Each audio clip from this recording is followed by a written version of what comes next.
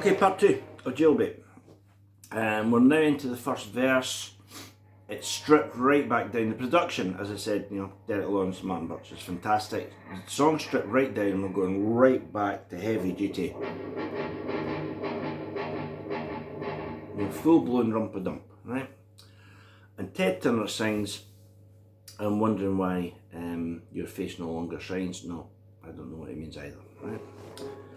And there's a guitar fill, and it goes,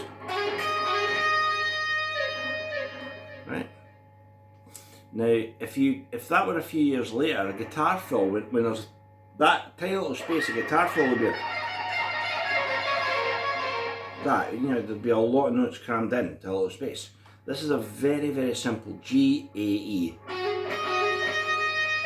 which you could fret like that, but it's actually fretted here. So Ted sings the same line again. "I'm still wondering why your face not..." It's actually not that. He sings "I'm wondering why your face no longer shines" twice, right? And this time Andy plays. And then the third time he sings "I'm wondering why you're always on my mind." And like I say, if you fast forward a few years, you'd find like a tapping bit like that, or quite a few notes like that. The third lick is this. Yep, it's just one note, it's just one G note. But it's a lot more effective. So by this stage we're into the bit that we all thought, well, I can just about play that, so we could play that song. And that is the famous riff which goes,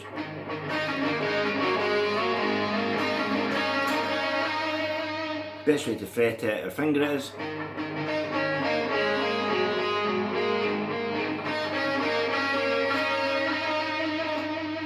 and it's Wishbone, right? So it's got to have a harmony. Well, it doesn't. Both guitarists play, right, that line. But where the first one ends,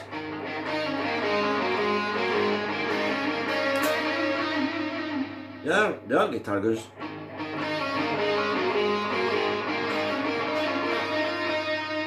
So it's just really the last note, and the last note harmonises a D with an F sharp, and then back to the E, right? So now we've got the intro and the verse, except again, we haven't. Because when the fills are playing this, and the second time, right after that, you hear this.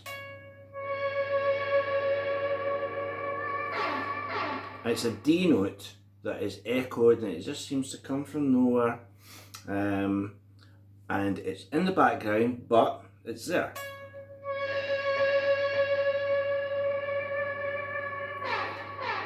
Lots of echo, kind of shimmers around the mix, it's great. The next time, when, as I say, that one G note is going on, the ethereal guitar part plays this.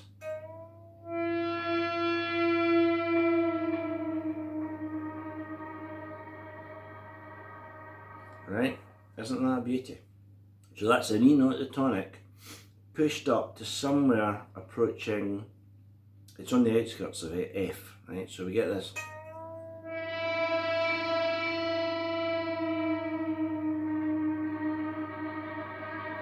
Again with that overtone, and that always sounds to me like a car vanishing into the distance. Watch my tail lights fade.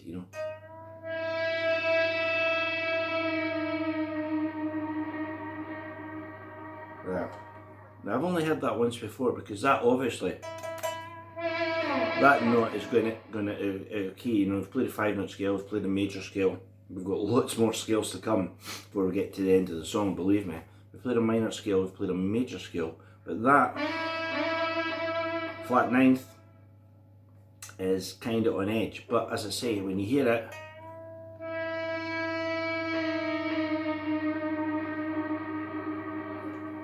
it's quite unsettling, and it's as I say, it's in this kind of ethereal part of the mix. The only other place I can think of that I've heard that is the Billy Idol song, White Wedding, where at the end Steve Stevens plays this, which is the same idea. It's like a half tone, or a, like I say, the outskirts of a half tone bend. Right, so there we go. We've now got 2 verses, guitar fills, an intro solo, a riff, the harmony on the last note of the riff, absolutely loads of rump-a-dump, and these ethereal guitar parts. Right, we're about a third way through the song now.